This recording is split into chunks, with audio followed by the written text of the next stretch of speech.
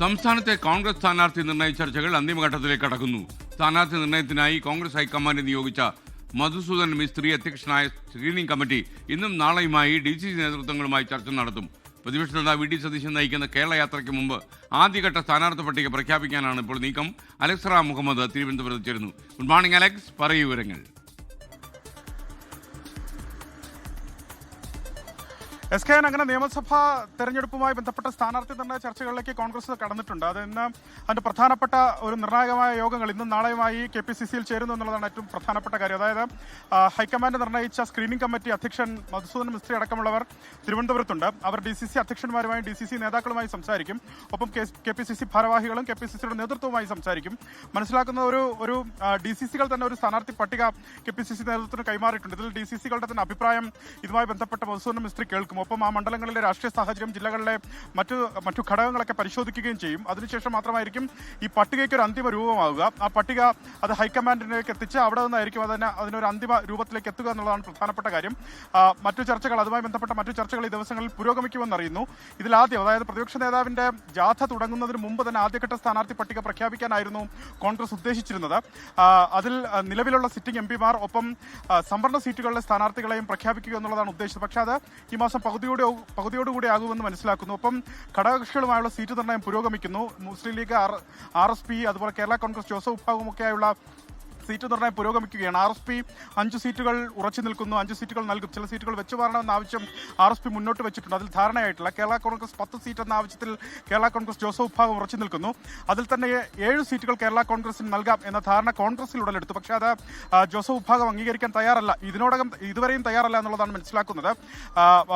ഈ സഭയിൽ നമ്മൾ കണ്ട ഈ പ്രക്ഷുബ്ധ അന്തരീക്ഷം കണ്ടതാണ്. ഇതിനുശേഷം നേതാക്കൾ ഒരുപക്ഷെ KPCCയിലേക്ക് ഇതുമായി ബന്ധപ്പെട്ട ആശയവിനിമയം നടത്തും. KPCCയുടെ വർക്കിംഗ് പ്രസിഡന്റ് PC വിശ്വനാഥ് നമ്മുടെ കൂടെ ഉണ്ട്. സഭയിലെ സമരം നമ്മൾ കണ്ടു. മറ്റൊരു പ്രധാനപ്പെട്ട കാര്യം നിയമസഭാ തെരഞ്ഞെടുപ്പുമായി ബന്ധപ്പെട്ടാണ്. ഈ ചർച്ചകളിലേക്ക് കടന്നു. ഒരു സ്ഥാനാർത്ഥി പട്ടിക ഒരു അന്തിമ രൂപം എത്തുമോ? അതിന്റെ ഒരു പ്രോസസ്സിലാണുള്ളത്. സ്ക്രീനിംഗ് കമ്മിറ്റിയുടെ അംഗങ്ങളുടെ രണ്ടാമത്തെ സിറ്റിംഗ് ഇന്നും നാളെയും തിരുവനന്തപുരത്ത് നടക്കുന്നുണ്ട്. ഇതിനു മുമ്പ് ഇലക്ഷൻ കമ്മിറ്റി യോഗം തിരുവനന്തപുരത്ത് ചേർന്നിരുന്നു. അതിനിടയിൽ 14 ജില്ലയിലെയും പ്രധാന നേതാക്കന്മാരുമായി KPCC നേതൃത്വം കൂടിക്കാഴ്ച നടത്തുകയും ആ ജില്ലയിലെ സീറ്റുകളെ സംബന്ധിച്ചും സ്ഥാനാർത്ഥികളെ സംബന്ധിച്ചും അവരിൽ നിന്നും കാര്യങ്ങൾ മനസ്സിലാക്കാനുള്ള ഒരു എഫേർട്ട് ഇത്തവണ ഞങ്ങൾ എടുത്തിരുന്നു. ഇന്നലെ അത് പാലക്കാടും തൃശ്ശൂരും അതുപോലെ തന്നെ ഇടുക്കിയും കോഴിക്കോടും ഇന്നലെ ലാസ്റ്റ് ബാച്ച് അവരായിരുന്നു. ഇന്നലെ ആ 4 ജില്ല കൂടെ വന്നപ്പോഴത്തേക്കും 14 ജില്ലയിൽ നിന്നും അത്തരത്തിലുള്ള ഒരു ആശയവിനിമയം പൂർത്തിയായിട്ടുണ്ട്. അപ്പോൾ ജില്ലകളിൽ നിന്നും അവരോട് തന്നെ DCC അധ്യക്ഷന്മാരോടും അവരവരുടെ അസംബ്ലി മണ്ഡലങ്ങളിലെ പരിഗണിക്കപ്പെടാവുന്നവരുടെ, സിംഗിൾ നെയിം അല്ല, പരിഗണിക്കപ്പെടാൻ സാധ്യതയുള്ളവരുടെ പേര് പട്ടിക നൽകാൻ ആവശ്യപ്പെട്ടിട്ടുണ്ടായിരുന്നു. അപ്പോൾ അവർ നൽകിയവരുണ്ട്, ഇനി കൂടിയാലോചിച്ച് നൽകും എന്ന് പറഞ്ഞിട്ടുള്ളവരുണ്ട്. അവർ അടുത്ത ദിവസങ്ങളിൽ ലഭിക്കും. അപ്പോൾ ഇതിൻ്റെ എല്ലാം അടിസ്ഥാനത്തിലായിരിക്കും സ്ക്രീനിംഗ് കമ്മിറ്റിയിലേക്ക് ഓരോ മണ്ഡലത്തിലെയും സ്ഥാനാർത്ഥികളെ ആകാൻ പരിഗണിക്കുന്നവരെ സംബന്ധിച്ച് പരിശോധന ഉണ്ടാകുന്നത്. സ്ക്രീനിംഗ് കമ്മിറ്റി യോഗം ആ രൂപത്തിൽ പരിശോധിച്ചതിന് ശേഷം സെൻട്രൽ ഇലക്ഷൻ കമ്മിറ്റിക്ക് മുമ്പാകെ ഈ പട്ടിക സമർപ്പിച്ച് അവിടെ നിന്നും അംഗീകാരം വാങ്ങുക. അതാണ് ഞങ്ങളുടെ ഒരു രീതി.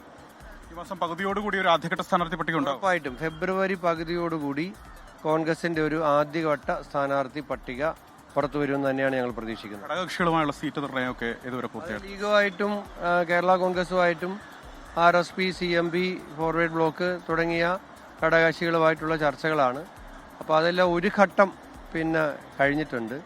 ഇനി അവർ ഘടകകക്ഷികളും കോൺഗ്രസ് നേതാക്കന്മാരും തമ്മിലുള്ള ആദ്യവട്ട ചർച്ചയുടെ അടിസ്ഥാനത്തിലുള്ള തുടർ ചർച്ചകൾ നടന്നുകൊണ്ടിരിക്കുകയാണ്. കേരള കോൺഗ്രസ് ജോസഫ് ഗ്രൂപ്പിൽ നിന്ന് ഇടുക്കി, അതുപോലെ ഏറ്റുമാനൂർ, ചങ്ങനാശ്ശേരി സീറ്റുകൾ കോൺഗ്രസ് ഏറ്റെടുക്കണമെന്ന ആവശ്യം നിലനിൽക്കുന്നു.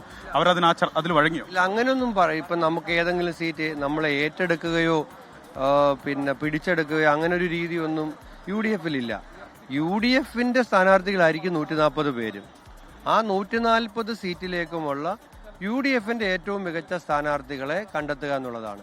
അത് UDF ആയിട്ടായിരിക്കും ചർച്ച ചെയ്യുന്നത്. അതൊക്കെ ഈ തെരഞ്ഞെടുപ്പായാൽ പിന്നെ കോൺഗ്രസ് സ്ഥാനാർത്ഥി, കേരള കോൺഗ്രസ് സ്ഥാനാർത്ഥി, ലീഗ് സ്ഥാനാർത്ഥി, RSP സ്ഥാനാർത്ഥി, CMP സ്ഥാനാർത്ഥി എന്നൊന്നുമില്ല.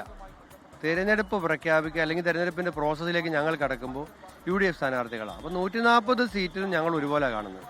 തർക്കങ്ങളില്ലാതെ അതെല്ലാം മുന്നണി നേതൃത്വത്തിന് അക്കാര്യത്തിലൊക്കെ ഒരു നല്ല ധാരണയുണ്ട്, തീരുമാനമുണ്ട്. തർക്കമില്ലാതെ പരിഹരിക്കും. വളരെ നന്ദി. ഓക്കെ അത്തരത്തിൽ പി.സി. വിശ്വനാഥൻ അദ്ദേഹം ഇന്ന് സഭയ്ക്കുള്ളിൽ ഈ പ്രതിഷേധത്തിനൊക്കെ നേതൃത്വം നൽകുകയാണ്. അതിനിടെയാണ് അദ്ദേഹം നമ്മളോട് സംസാരിച്ചത്. എന്താണെങ്കിലും ഈ മാസം പകുതിയോടുകൂടി കോൺഗ്രസിന്റെ ആദ്യഘട്ട സ്ഥാനാർത്ഥി പട്ടിക വരും. UDF സ്ഥാനാർത്ഥികൾ എന്ന നിലയ്ക്ക് തന്നെയായിരിക്കും മത്സരം. തർക്കങ്ങളില്ലാതെ സീറ്റ് നിർണ്ണയം പരിഹരിക്കാനാകും. ആദ്യഘട്ട, അതായത് ഘടകകക്ഷികളുമായുള്ള ആദ്യഘട്ട ചർച്ചകൾ പൂർത്തിയായിട്ടുണ്ട്. തുടർ ചർച്ചകൾ നടക്കുമെന്നാണ് പി.സി. വിശ്വനാഥ് 24 വ്യക്തമാക്കിയത്. ലോകത്തെവിടെയായാലും ഏത് സമയത്തും 24 വാർത്തകളും ഓഗ്മെന്റഡ് റിയാലിറ്റി പാക്കേജുകളും എക്സ്പ്ലെയിനറുകളും വിശദമായി കാണാൻ ഞങ്ങളുടെ യൂട്യൂബ് ചാനൽ നിങ്ങൾക്ക് സബ്സ്ക്രൈബ് ചെയ്യാം.